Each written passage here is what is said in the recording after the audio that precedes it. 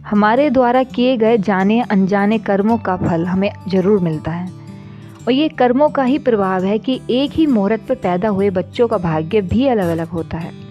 और आज की कहानी भी हमें यही बताती है कि एक ही वक्त पर पैदा हुए दो बच्चों का भाग्य अलग अलग कैसे होता है। और यही सवाल एक बार एक राजा के मन में भी आया और उसने भरी सभा में, जहाँ पे बड़े बड़े विद्वान बैठे हुए थे, उन सभी से एक ही प्रश्न किया कि आप मुझे बताइए कि एक ही समय पर पैदा होने वाले बच्चों का भाग्य अलग अलग कैसे होता है। राजा ने बताया कि जिस वक्त मैं पैदा हुआ उस वक्त अनेकों बच्चे पैदा हुए थे, तो मेरे ही भाग्य में राजा बनना क्यों लिखा था। एक विद्वान बीच में खड़े हुए और उन्होंने कहा कि इस बात का जवाब आपको यहाँ से कोसों दूर पहाड़ी पर एक साधु रहता है और वह आपको बता सकते हैं। वह महात्मा तपस्या करते हैं और बस वो ही आपको इस सवाल का जवाब दे सकते हैं। अब राजा के मन में उत्सुकता थी सब कुछ जानने के बारे में। वो राजा वहाँ चले गए और उन्होंने देखा कि वह महात्मा आग में से अंगार को पकड़कर खा रहे हैं। तो उन्होंने सवाल किया कि महात्मा जी, मैं आपसे पूछना चाहता हूँ कि एक ही वक्त पर पैदा हुए बच्चों का भाग्य अलग अलग कैसे होता है। तो उन्होंने उस पर गुस्सा किया और बोले, चले जाओ यहाँ से, जो पास में झरना बह रहा है वहाँ पर तुम्हें एक महात्मा मिलेंगे, उनसे तुम ये सवाल पूछ लेना। अब वह राजा उन महात्मा के पास चला गया तो वे महात्मा जो थे वे अपना ही मांस नोच के खा रहे थे, यानी कि अपना ही मांस निकाल कर खा रहे थे। राजा से ऐसा देखा नहीं गया, फिर भी राजा ने अपने आप को रोकते हुए यह सवाल पूछ डाला। तो वह महात्मा बहुत गुस्सा हुए कि इस तरीके का सवाल दोबारा मत पूछना, चले जाओ यहाँ से।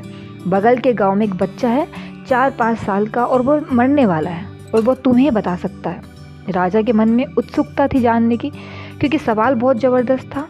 तो राजा उस बच्चे के पास चला गया और उस बच्चे के माता पिता सभी वहाँ बैठे हुए थे। तो उस बच्चे से भी राजा ने यही सवाल किया कि तुम मुझे बता सकते हो कि एक ही वक्त पर पैदा हुए बच्चों का भाग्य अलग अलग कैसे होता है। तो वो बच्चा मुस्कुराया और बच्चे ने बोला कि मैं आपको बताता हूँ कि पिछले जन्म में हम तीनों आपके भाई रहे हैं।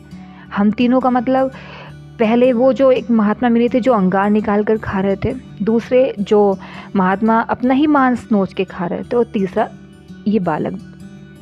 अब उस बालक ने कहा कि हम चारों पिछले जन्म में भाई थे और जंगल में एक बार हमने रोटियां बनाई थी। जब हम रोटियां खाने वाले थे तभी एक साधु आए थे और उन्होंने कुछ मांगा था। उन्हें भी भूख लगी हुई थी, सबके पास एक रोटी थी। तो सबसे पहले उन्होंने अंगार वाले साधु से रोटी मांगी। तो साधु ने मना कर दिया कि अगर मैं तुम्हें रोटी दूंगा तो क्या मैं अंगार खाऊंगा। दूसरा उन्होंने मांस वाले साधु से कहा कि मुझे रोटी चाहिए बाबा। तो उन्होंने कहा कि अगर मैं तुम्हें रोटी दे दूंगा तो मैं क्या मांस खाऊंगा। और मैंने भी मना कर दिया। वो बालक बोल रहा है कि मैं तुम्हें रोटी नहीं दे सकता। और चौथे तुम थे, तुम्हारे पास एक रोटी थी और तुमने आधी रोटी उन महात्मा को दे दी और उन्होंने अपना पेट भरा, और उस महात्मा ने बाकी को श्राप में दिया और तुम्हें आशीर्वाद। तो फ्रेंड्स, यही एक कारण था कि वह राजा था। अब उस राजा को अपने सवालों का जवाब मिल चुका था कि एक ही वक्त पर पैदा हुए बच्चों का भाग्य अलग अलग कैसे होता है।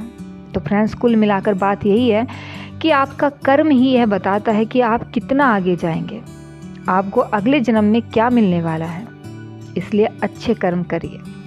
हर हर महादेव।